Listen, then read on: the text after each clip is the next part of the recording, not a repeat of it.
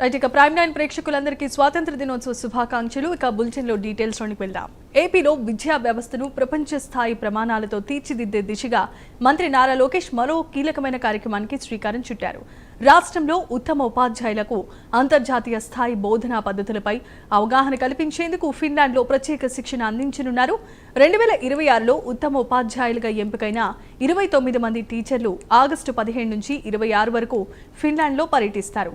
టుర్కు విశ్వవిద్యాలయంతో కలిసి నిర్వహించే ఈ కార్యక్రమంలో బాల కేంద్రిత అభ్యసన, ఆనందదాయక బోధన, ఆట ఆధారిత విద్యతో పాటు ఫిన్లాండ్లో అమలవుతున్న అత్యుత్తమ విద్యా విధానాలను అధ్యయనం చేయనున్నారు.